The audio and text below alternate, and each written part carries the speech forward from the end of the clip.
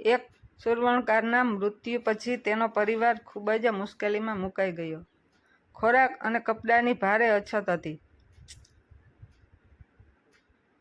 સુરવણકારની વિધવાએ તેના મોટા પુત્રને હીરાનો હાર આપ્યો અને કહ્યું, આને તારા કાકાની દુકાને લઈ જા,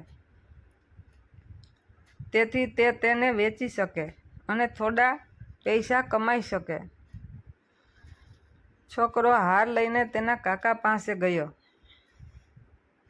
કાકાએ હાર કાળજીપૂર્વક તપાસ્યો અને કહ્યું, દીકરા, જા અને તારી માતાને કહે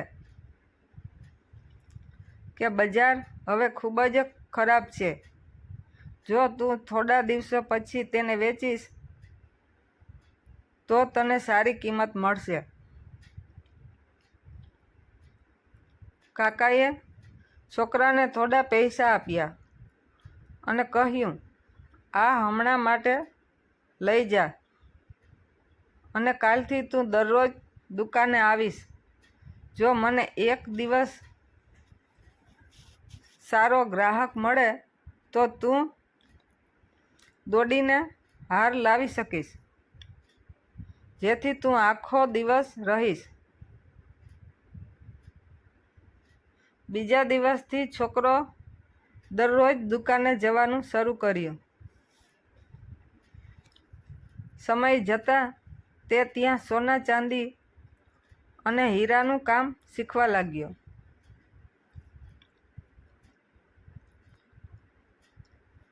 તેના સારા શિક્ષણને કારણે તે થોડા જ સમયમાં ખૂબ જ પ્રખ્યાત ઝવેરી બની ગયો.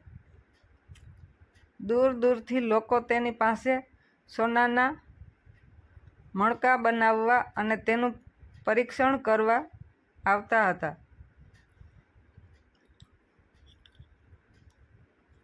તેના કામની ખૂબ પ્રશંસા થતી હતી. એક દિવસ છોકરાના કાકાએ કહ્યું,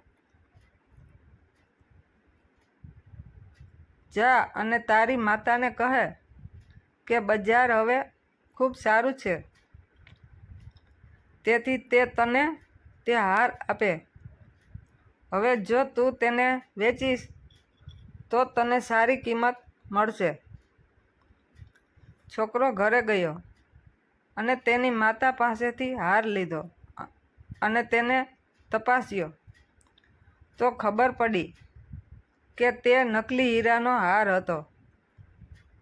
તેથી તેણે હવે તેના કાકા પાસેથી હાર લીધો નહીં અને તેને ઘરે છોડી દીધો. કાકાએ પૂછ્યું, શું તમે હાર લાવ્યા છો?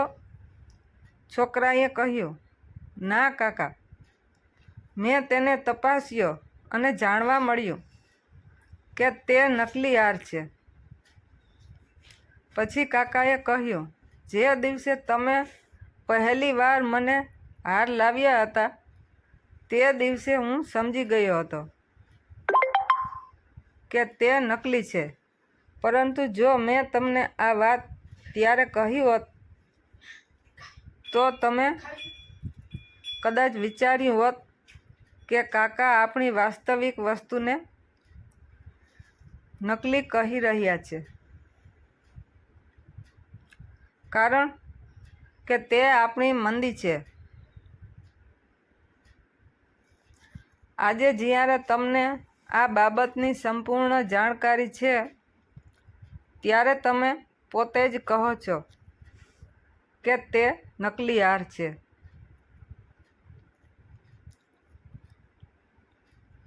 વાસ્તવિક જ્ઞાન વિના આ દુનિયામાં તમે જે કંઈ જુઓ છો, તમે જે કંઈ વિચારો છો તે બધું નકલી છે. બરાબર આ ગળાનો હારની જેમ જ્ઞાન વિના કોઈ પણ વસ્તુનો ન્યાય કરવો શક્ય નથી અને ઘણા સંબંધો આ ભ્રમને કારણે સમાપ્ત થાય છે. હું નહોતો ઈચ્છતો કે તમારી સાથેનો મારો સંબંધ બરબાદ થઈ જાય.